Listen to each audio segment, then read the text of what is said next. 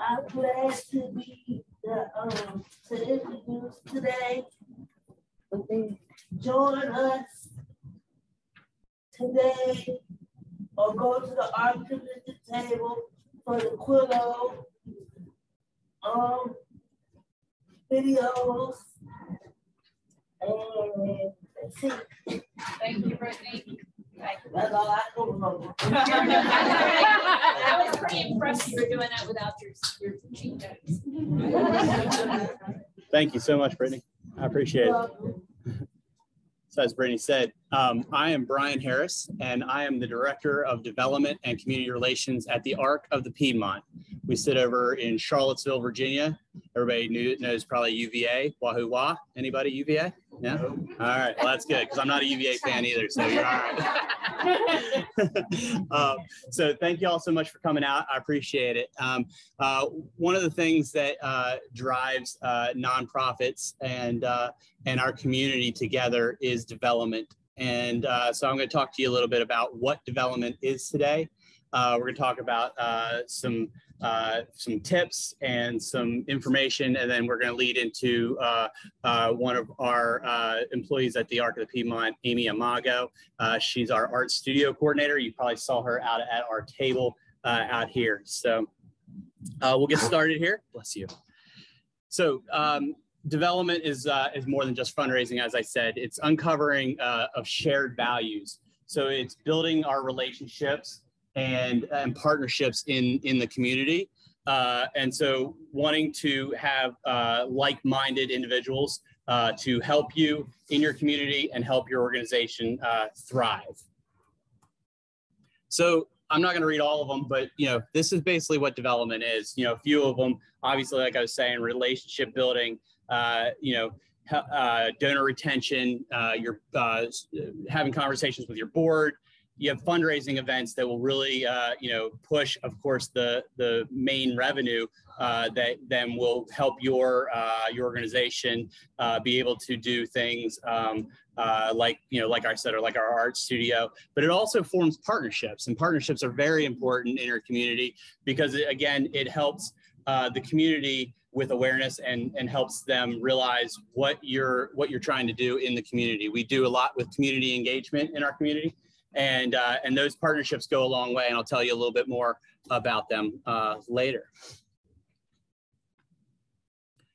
So today, like I said, some of the things that we're going to talk about, getting your story straight, engaging your board, creating a plan of action, writing grants, which a lot of people hate doing, including myself, but it gets you a lot of good partnerships and a lot of good money for your organization. Building relationships, like I was saying earlier, developing corporate partnerships. This is a huge one. I'll go into that, of course, in depth. Making the most of digital and virtual platforms. That was a huge thing during COVID the last couple of years, as many of you guys probably experienced, in front of one of these in those four walls of your home because you couldn't get out in the community and shake hands and hug. I'm a big hugger, Amy will tell you, and oh my gosh, COVID killed me. So planning in-person events and then collaborating with your staff and with your organization. So getting your story straight, and again, you can read some of these, but your organization's story needs to be short, simple, and to the point. A lot of times, this is your mission statement or your vision statement or something close to it. I usually like to say 10 to 15 words. It almost kind of like your elevator speech, like they were talking about earlier. The arts, main vision is supporting people with developmental disabilities to achieve their full potential. Ours at the Arc of the Piedmont is building a future where all people with developmental disabilities and their families can have as a normal life as possible. And so, something that you can kind of remember and click off, but also make it easy for your community or your committee members, your board members, your volunteers to be able to talk about as well, because they're not going to be as educated as you are maybe with your organization, but they're out there advocating for you in the community. We were talking about getting in front of legislators. You know, legislators are going to give you 30 seconds to 3 minutes, depending on where you're at. And you need to be able to kind of spit that information off and educate them at the same time. Engaging your board. Engaging your board is a very, very important way of development for your organization because these are your main advocates. You know, the arts, there's about 20 plus chapters across the state of Virginia. Everybody has their own board. Any nonprofit has a board because that's how you have to submit a board, you have to submit bylaws, the whole 9 yards to get your 501c3. So these people, again, are the most important to you, but how to utilize them, how to make them work for you. Obviously, they're volunteers. One of my famous sayings to my committee members, you can't fire volunteers. You can fire staff. You can't fire volunteers, right? So make it easy for them. Make it, as smooth as possible and inform them before they even sign up what they're getting into. Now, if you already have a board when you come on board, then tell them what your expectations are in order to get to, to the bottom line. So, like making a personal and or public annual gift. Some large nonprofits, and I won't name any names, but some large ones have the saying of give, get, or get off. Yeah, I'll let you think about that for a second. I don't like that. Our executive director, John Santoski at the Arc of the Piedmont, does not like that either.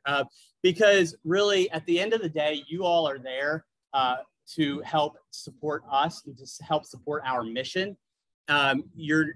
If we make you feel uncomfortable or we make you feel unavailable to give your time or give your own personal money, or you may not be able to afford it, but you are just as valuable to our board as the person giving $250,000 to us a year. If you're giving me 20 hours a year of free time, of volunteer time, they're both exactly the same. It's again, how your development director utilizes that time, your executive director and other staff. So that's a very important part when you're engaging your board.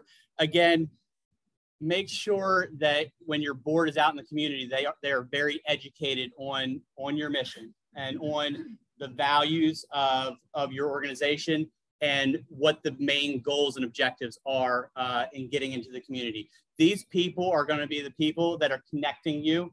Yes, ma'am. I have an open floor. So if anybody has a question, I'm ready to answer. Go ahead. Well, I was just curious about what you said as far as a personal and public annual gift. What ideas do you have as far as how people would make their gift more public? Or are you thinking they should, kind of shout about the fact that they made a gift? Very good question.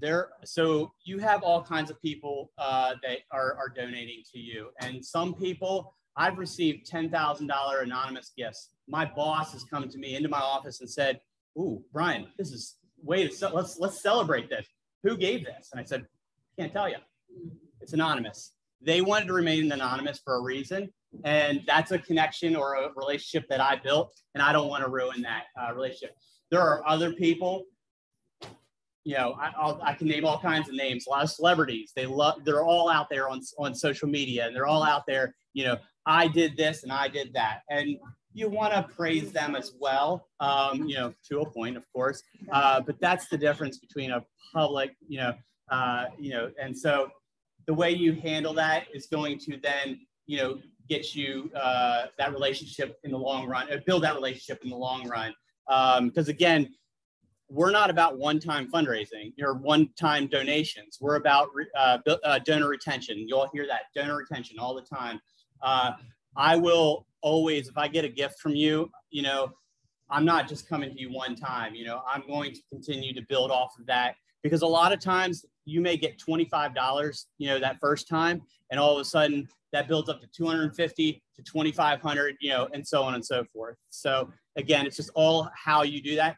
And that's where, relationship building, having that conversation with them and learning what drives them, how do you want to be celebrated? And they may be very, to themselves, and that's totally fine. Did I answer your question? Awesome. Cool. Anybody else have any questions? Like I said, I'm free, open. Yes, ma'am. I just wanted to point out that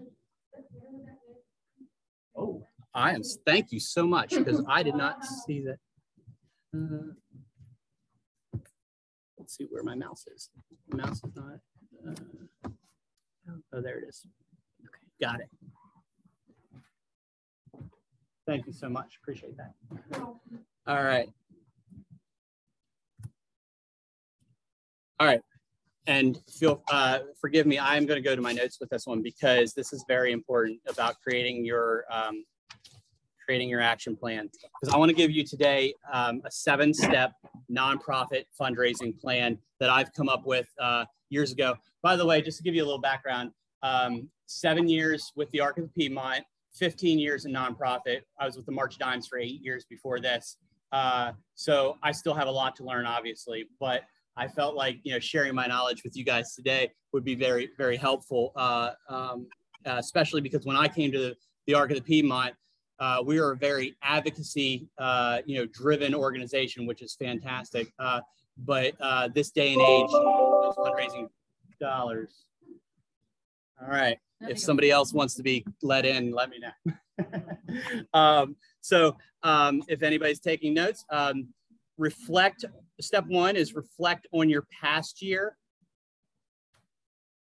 Step 2, identify existing resources. Step 3, list activities to attract, renew, and upgrade donors. So again, that's that donor retention that I was talking about. Step 2. Oh, first 2, sorry. I'll go a little slower. Reflect on your past year.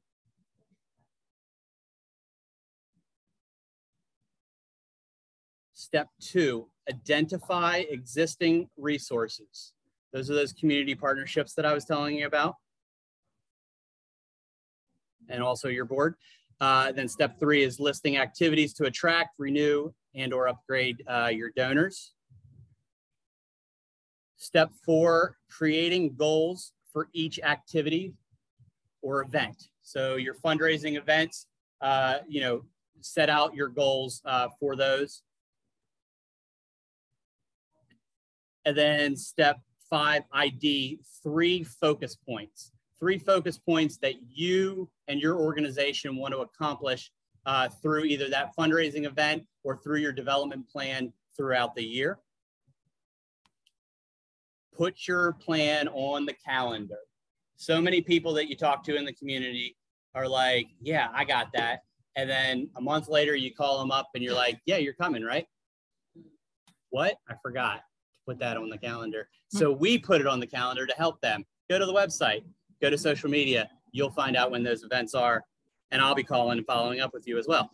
And then step 7 is setting yourself up for success. I got a question. Yes, ma'am. Tell people how much money you need. We do share our budget and our goals with our board and with our committee members. If a organization or a corporate organization asks us, well, what do you need? Then that is a personal one-on-one conversation, and we'll let them know, well, this is what we're looking for, or this is what we need for this project. Again, that's a very important thing, is that so many people are going to tell you in the community that they want to sponsor and or support a project. So the ARC as an organization is not a project. We're not a project, but the art studio with Amy, that has been a fantastic example of a project. We've received so many donations, including our gala that we had back in May, that we raised $95,000 for that gala. $45,000 of that was what was called a fund the mission or a fund the need. And that was because this amazing woman spoke and brought tears to everybody's eyes, and they all opened their wallets up and donated. I'll go into a little bit more of that a little bit later. Does that kind of help answer your question? Yeah, so it's the organization money, all of it. It all goes back into yes.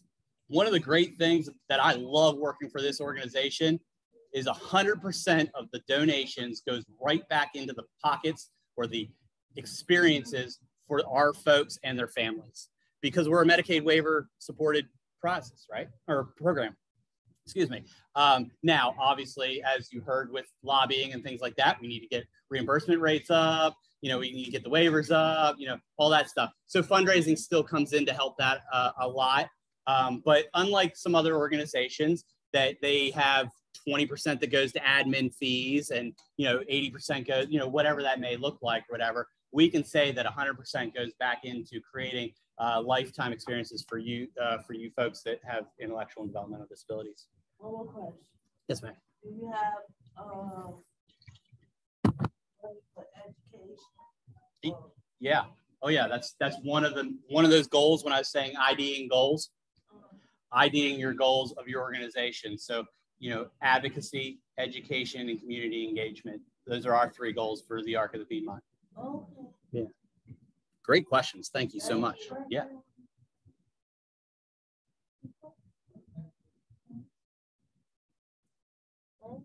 You're so welcome. All right. Stewardship. They refer to this process, of course, but with relationship building and communication.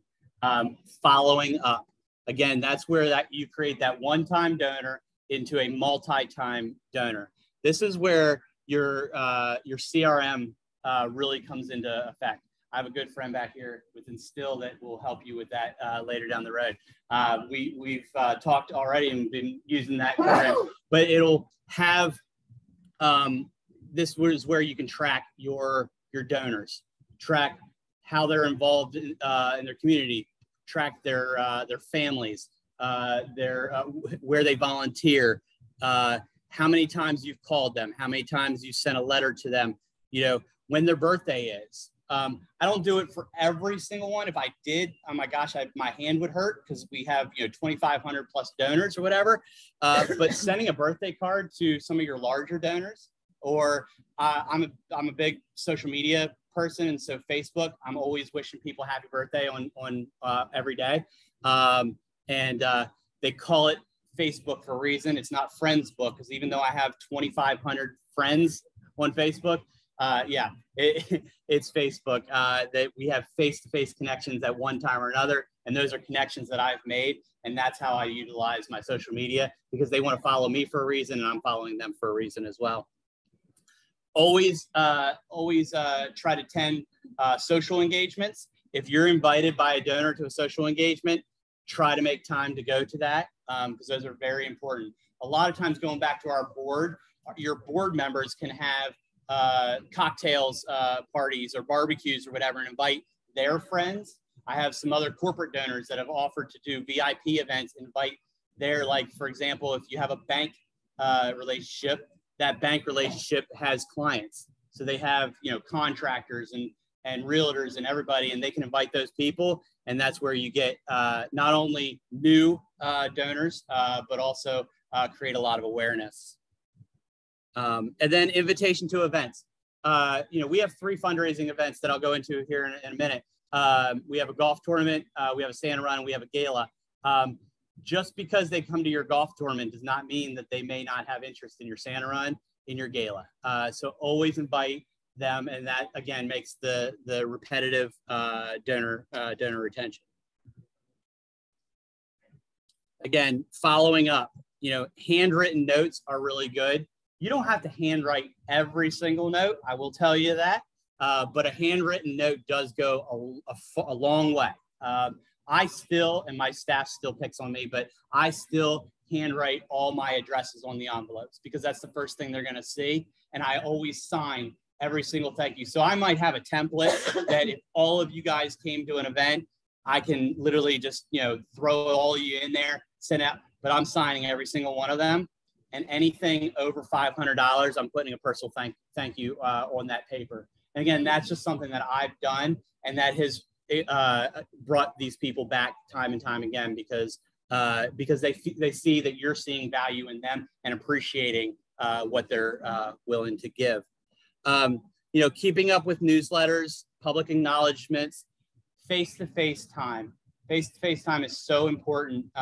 Yes, we're coming out of this pandemic and this Zoom and we all have Zoom fatigue, you know, but an email, unless they're an actual long-time donor, don't ever ask for money over an email. That first conversation on email needs to be, let's have coffee, let's go have lunch, let's go play golf, you know, whatever that may look like, because that's going to then put you into that conversation of learning more about them.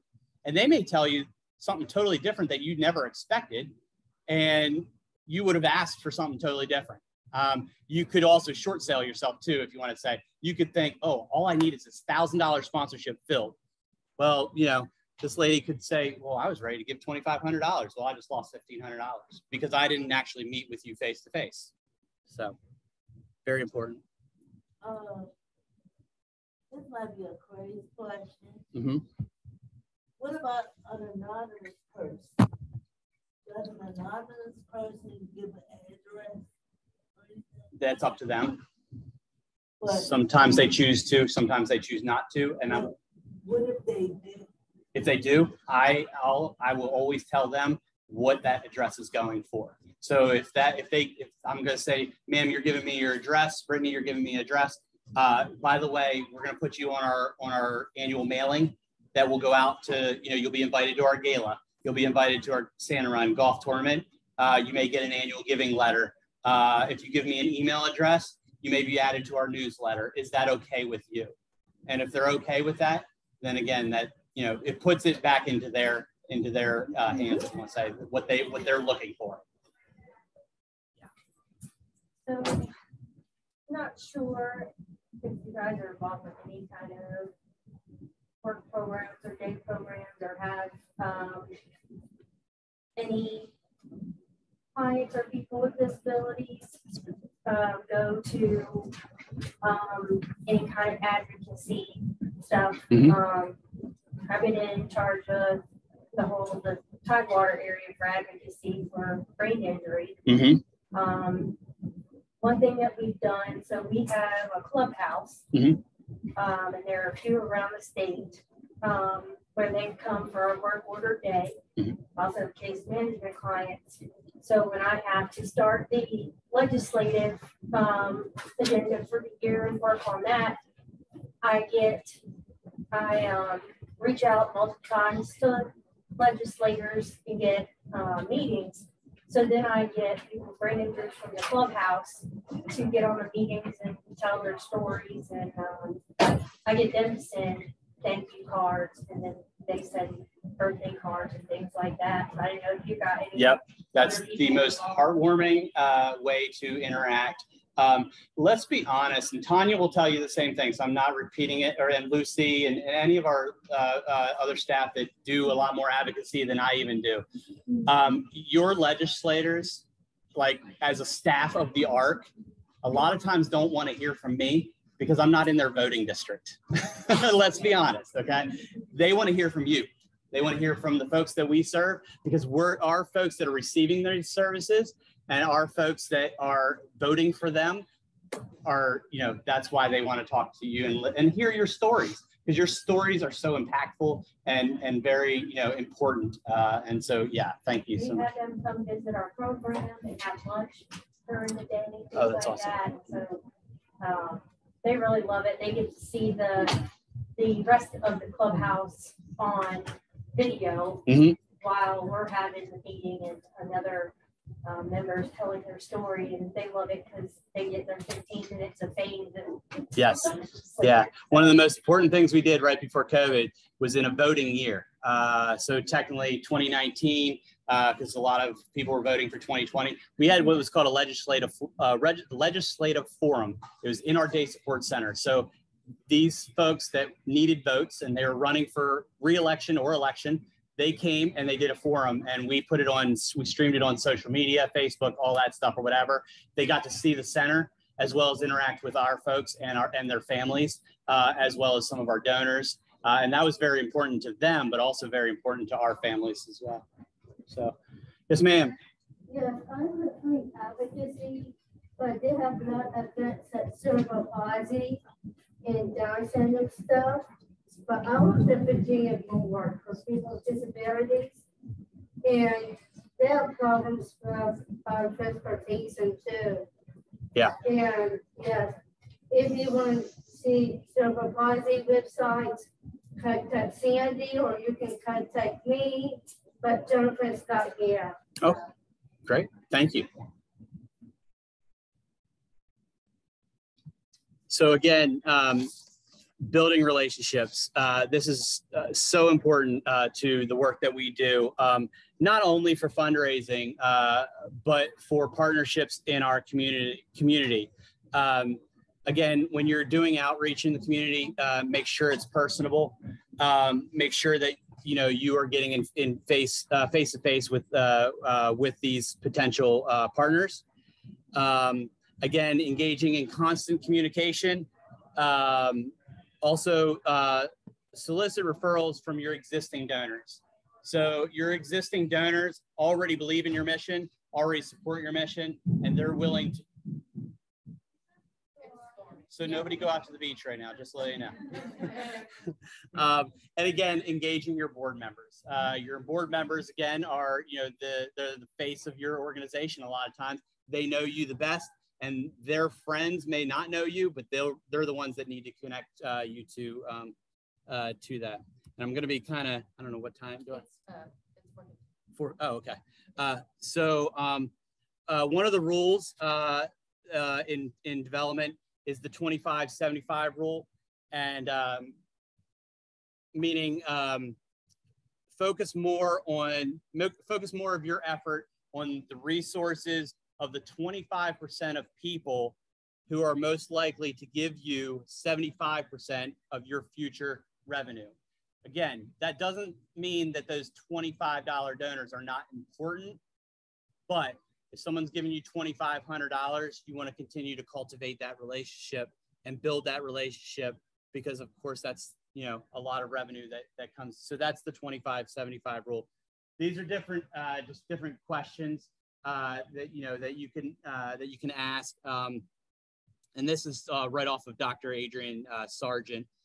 These are interactions that you can have with your donors. And I won't read them all with the sake of time, of course, because I do want to give amazing Amy some time. So grant writing, again, like I said, I know this is a topic that none of us like, but it's very important to our organization. With grant writing, never submit a cold grant, meaning, do the research. And that research is find out, are you qualified for that grant? Talk to, there's every single organization that's giving a grant has a Q&A, usually has some sort of a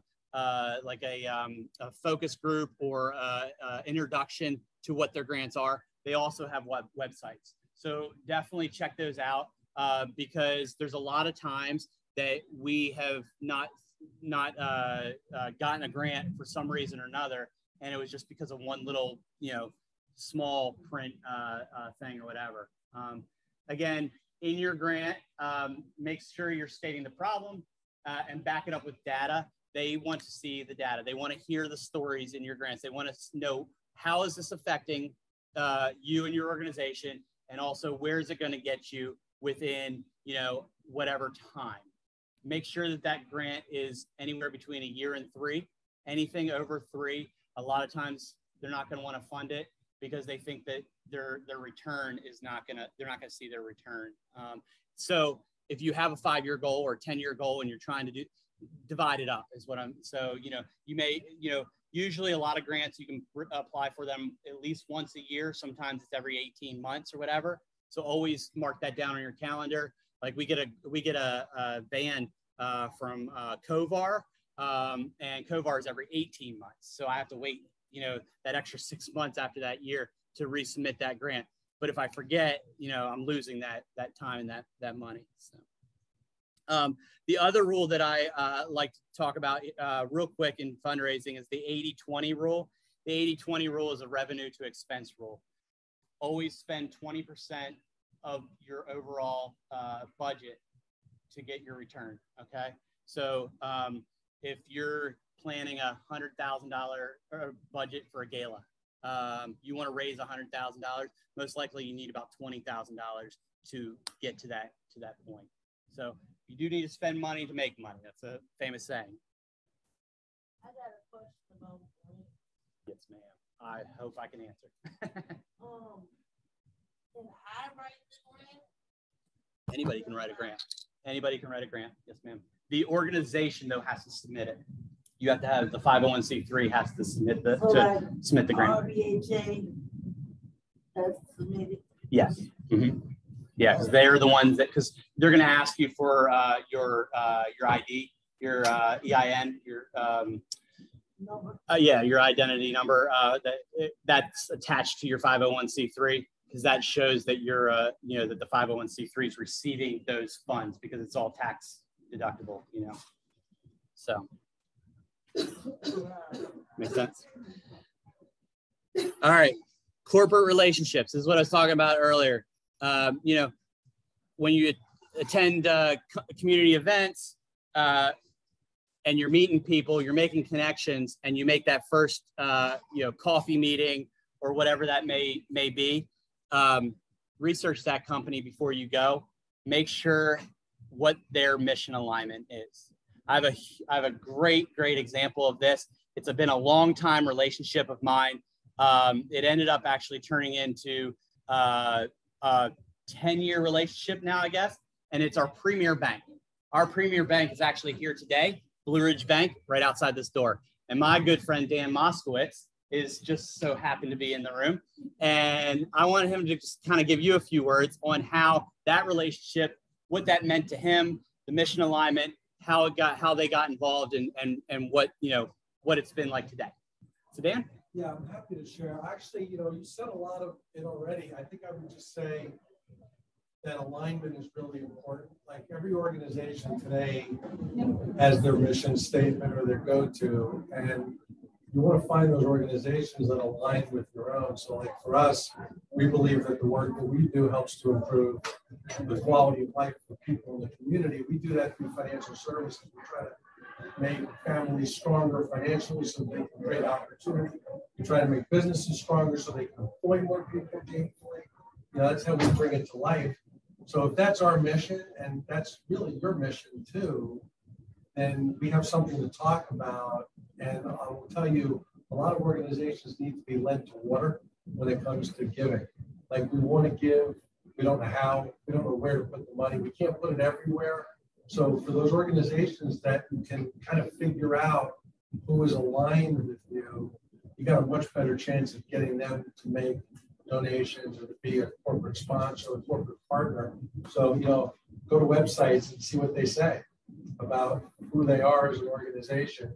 And by the way, this is good for me because I'm figuring out your playbook and how you get it in my wallet. Science. The other thing too is, so you all have, every organization has an accounting firm, a bank, a legal firm. You have all of these vendor partners that you already use. They're already your clients. You are providing revenue to them for services. Frankly, you should be asking them if they are comfortable taking your money. They also should be comfortable supporting your activities. And so I would encourage you not just to start with your board members, but to start with every one of your vendors, all right?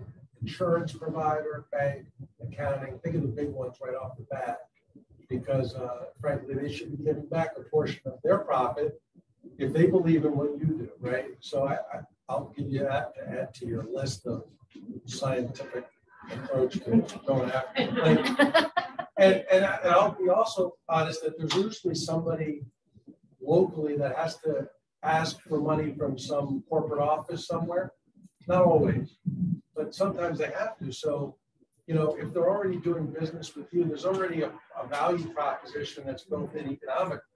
And just say, we made $10,000 in this relationship. Why can't I give back 1,000 or 2 of that? So everybody wins. Everybody gets to help the community and do more work. And as we grow together, we can give more, right? So sometimes there's a value proposition. So start with your own service providers. If your service provider, this is the plug for us.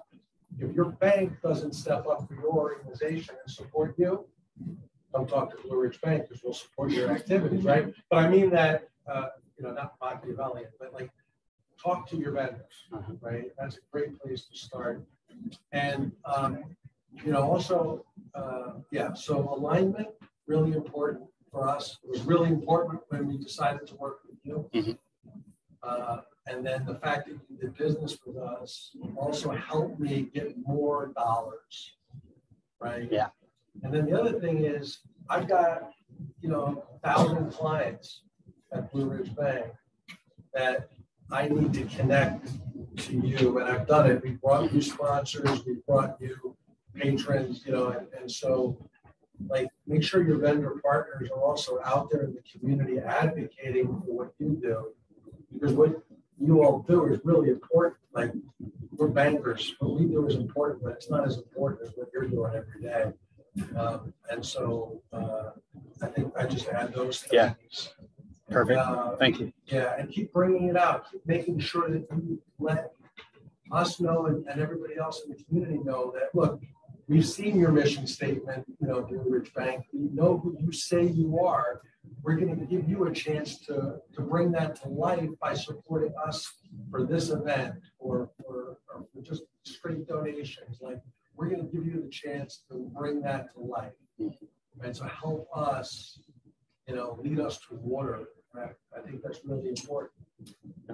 Yeah. That's really all I thought maybe I could fill in. That's perfect. Thank you, Dan. When I got here to the ARC 7 years ago, Blue Ridge Bank had become our bank. But for that first year before I got here, we received not much communication other than, giving them our money and things like that. And so I came up with goals. 1, to get to know them first. 2, to get to know, like Dan said, what they want, what they need, and then set up a goal and let them know what our needs were. What we receive from Dan and his group today is way more than what we received in the beginning. Okay, we don't need to go into numbers, but they also saved our butts a couple years ago when we were building a brand new building for the ARC, because they had a special nonprofit loan that nobody else did in the community.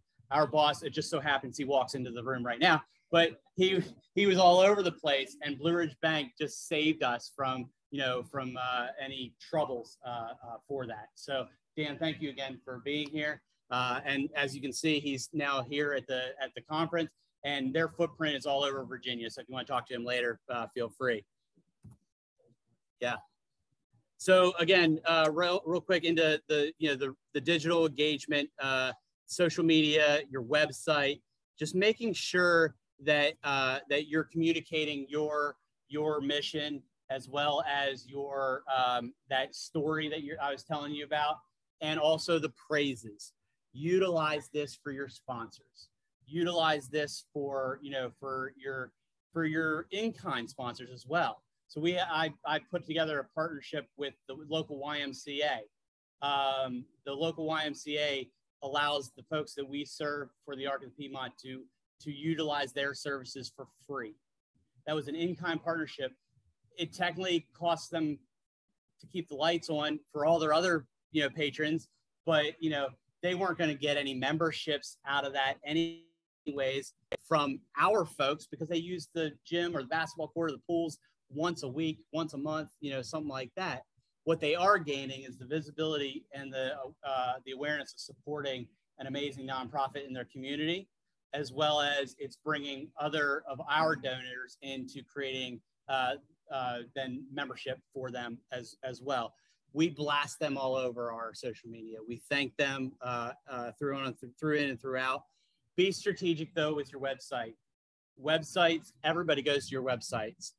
Leave that for the Dan Moskowitz of the corporate partnerships. The people that give you a little bit more money, don't just give it to your $250 donor, because that $250 corporate donor is going to come up to you and say, "How do I get on your website?"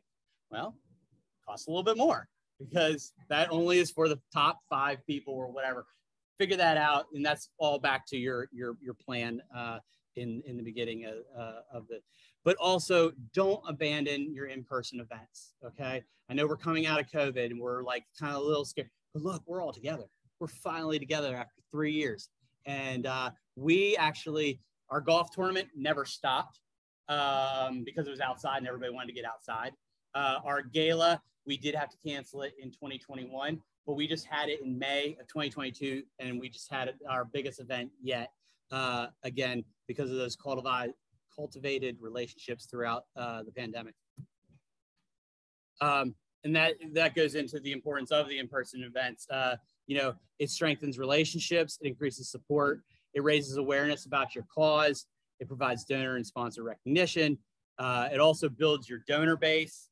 It lays out the foundation of other forms of fundraising and engagement, and it engages in unmeditated face-to-face interactions.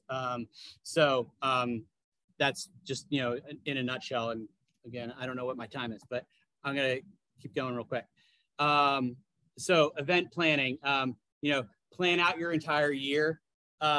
One of the things, because if you have all of your events planned out, all your budgets planned out, all your needs, sponsorship levels, all that stuff or whatever, really we're fundraising, you know, 365 days a year. But it helps people like this man that, like, you don't want to a la carte it for some of your big sponsors, meaning you don't want to say, oh, hey, I need $1,000 for this event. And then 2 months later, oh, I need $2,000 for this event. Put it all in front of them right away, because their time is so valuable. And so, you know, that you want to have that big meeting with them and that big ask. And a lot of times with your in-person events like that, you can, like, for example, you can take those 3 events, and if it's, you have 3 presenting sponsors, $5,000 each or whatever, you know, hey, I'll do it for $12,500 for you. You know, you're giving them a little bit of a discount and helping them, but it also shows investment both ways. And also making those personal connections. That's so valuable. So our golf, and I'll just go through our 3 events that we do real quick. This is our golf tournament. You know, we have, our 4 main focuses, obviously, are sponsorships, committee, logistics, and participation. Usually as the development director, the logistics, pretty much I can plan them myself. But what I need from that committee is those connections.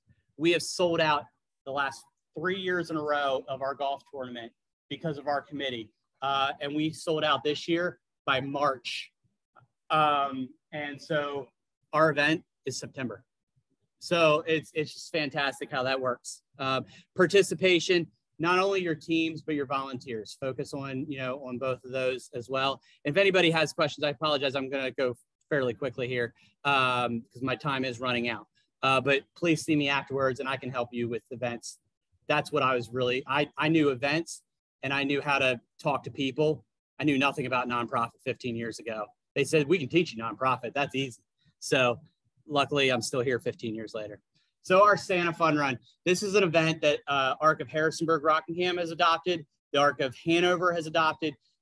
We have basically helped a lot of the ARCs around the area with the Santa Fun Run. Santa Fun Run may not raise the most money, it raises the most awareness. Imagine 500 people looking like that on your downtown mall, running and or walking. It is the best event ever. It's on all abilities. So anybody in a wheelchair, pet friendly, strollers, any ability can do this. This is how we thank our sponsors on the day of. I'm telling you, 500 people are going to see your logo every time that they get their picture taken. You're going to probably pony up, and I think Blue Bank might be there. So our gala is our biggest revenue producer. As I said, we raised $95,000 this past May. A lot of that was due to this woman here as our speaker. And that's what we call our ambassador, or our Fund the Mission.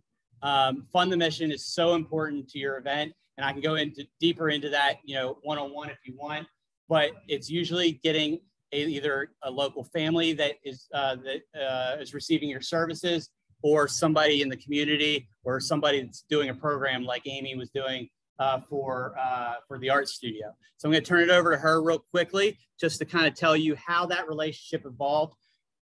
She will tell you that without development, and I will tell you, without the art studio, we wouldn't be able to do what we did at the gala. So, Amy, thank you. Oh, that was bad. It was bad. Let's do it again. All right, there we go. That's better. Yeah, well, thanks for letting me speak, and it's super nice to be here with everybody. Again, my name is Amy Keenan-Amago. You may have seen me outside there at the table selling artwork. I'm going to tell you a little bit about our program and then just explain a little bit about how I've partnered with Brian and his development plan to really make both the art program and development, I think, just shine a little brighter. So first, the ARC Studio. I'm getting my PhD at VCU, and as part of the externship, I proposed this idea of creating an authentic art making studio at the Arc of the Piedmont. I went to them really off the street, just like, hey, do y'all have an art program? And they were like, no. It's like, you want one? I'll make it for free. And they were like, yes. So I did. And it just sort of took off and exploded. And when I was done with my externship, I was sort of like, do y'all want to hire me? And they were like, yes. It was like, great. So, but it's been so exciting and so much fun. And so it's an open studio environment where the adults who are served at the Charlottesville Activity Center can come and make art at any time. The studio belongs to them. And when I say authentic art making experiences, I mean that the artists direct the art making. We're not telling them what to do. We don't have a project in mind. It's not convergent, it's divergent. So they come to us and they come whether I'm there or not. I tell them all the time, this studio is yours. It's not mine. It's not the program manager. It is your space to create. So we've really cultivated a sense of belonging and ownership and individualism. These artists come and you can see the styles of every artist are completely different. If you were to come for a tour, and I encourage everyone to do that, we love giving tours, you wouldn't see everyone working on the same thing. One person's painting with acrylics, one person's using acrylic paint pens, one's watercolor, collage. Some people just come in and write poetry. It is focused on the visual arts because that's my background and my expertise as an artist and an art educator, but people come in to make anything, and we're going to hopefully expand it to the arts and not just visual art. But it's open-ended, and we encourage the artists to explore the full range of artistic behaviors. That means experimenting with materials, sensory play, learning new techniques, but everything from that to developing a personal vision, a style, to displaying artwork and selling artwork. We have a display right now at a local coffee shop. We just had one at the Central Library downtown. Artists are selling their work. Some artists are getting commissions. And so it's a career pathway for the artist. It's an opportunity for community engagement. And really the most important part for me is the impact it's had on the artists themselves.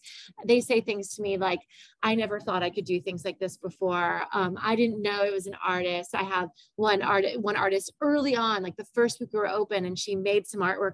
She showed it to me, and she communicates through sign language only. And she went, beautiful art, and then pointed to herself. I mean, it was so immediately obvious that this offered the artists new avenues for communication and expression and telling their stories and connecting with each other and connecting with the community. So it's just been so much fun. And really we try to build for every artist, the chance to really exert their agency, their autonomy, their individualism.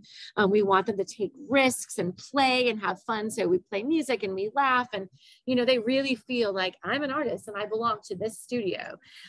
We also try to professionalize the work as much as possible. As you can see, it's framed, it's signed, it's got dates, and we sell it, and it's hung all over. We use the building I use the building sort of as a gallery space. So I put framed artwork everywhere. And it's just really a joy. So it's just a quick little idea of what we do at the ARC Studio. But I really believe that this program couldn't have taken off the way it did without Brian, who from the beginning was just such an advocate, was totally invested in supporting it through the money that comes in through development. And so there are lots of ways that we collaborate together. I mean, we're always planning events. He talked about the gala to me. I was like, let's get an artist artwork for the gala invitation. We use that same artwork for the backdrop behind which everyone took photos with all of the donors, also their names there. but he's helped me make, you know, this is why this guy is so great at what he does. This is why, because he is so good at relationship building. As soon as I walked through the door and he heard what I was doing, he's like, okay, I'm going to connect you to this person, this person, this person, this person. And we know that's at the heart of what we do, right? It's building community and it's relationship building. And I really think that's why he's gifted at his job. And that's something that for me has made a big difference in building this program. So he's always connecting me with people. I think also that when people see the artwork, it builds enthusiasm. It's a concrete representation of what these artists are capable of that maybe people didn't know they were capable of before. It's a way of telling an individual story. It's a way of saying, this is who I am. And I think when donors see that, it materializes the humanity of what we do in a way that sometimes language cannot.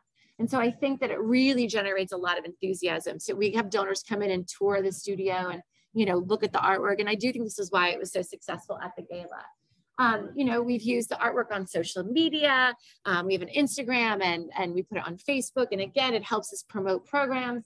And we do a lot of events and tours, bring people through. I would say the people who do the most touring at the Arc of the Piedmont are the two of us, right? We're always bringing people in to see what we do, to meet the artists, to tour the facility. And also sometimes that's to sort of see what we need, because my studio is tiny, y'all. It can only fit like 8 artists at a time. We have 30 at the activity center, and we're doing all this fundraising right now to expand the studio by 3 or 4-fold so that we can bring everybody from the community there with disabilities, but also without, so people can make art side by side. And also this idea of concrete giving. At the gala, Brian was like, can you give me some like numbers when I'm doing the quick, like who wants to donate? Who wants to donate?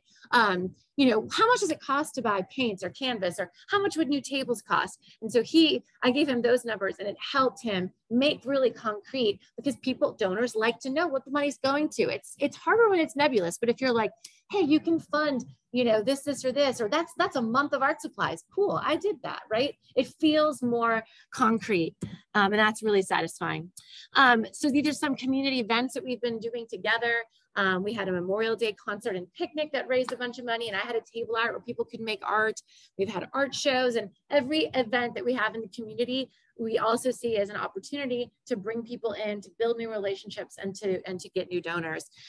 When after the gala, for all those high donations, I had the artists we used the artist artwork to make thank you notes. You saw some of those greeting cards out there, and I did the handwriting this time, save Brian a little bit of time. But it was it was also an original piece of artwork on the card, which I think people really appreciated. And again, community visibility and social media. We've had shows throughout the summer. Every time we have a show, we put out who we are, what our mission is to find those places where the missions align with our own. And then this is a picture from the gala this year. That was the stand where people were buying artwork hand over fist. We sold over 80 pieces of artwork and made $4,850 in art sales. And those were tiny sales. These were pieces of artwork that went between $20 and $120. And we made almost $5,000. And this was the first time they even knew. They were like, oh, what is going on here? And it was so exciting to see people go, oh my gosh, this is really good art. And I'm like, yes, it is. So I did the Fund the Mission speech with Brian. We had a video, which I'm happy to share a link with anybody, but it really centered the artists' voices. And as much as possible, we felt it was important to make sure that the artists had a voice at the gala, in addition to showing their work. We sold a bunch of artwork. Like I said, it helped make concrete the giving during the donor auction. And again, each piece of artwork is a visible record of the creative output and potential of each of these individual human beings who have so much creative power in them. And it's just been such a joy to collaborate with Brian in this way, where we can show everyone where their money's going and really help people realize what impact programs like these have on the lives of individuals. So anyway, that's my quick and dirty version of the ARC studio, but I'll be out there if you have any more questions, and please come buy some art. Awesome. Amy, thank you so much. I appreciate it. It's basically just to end, get a development director.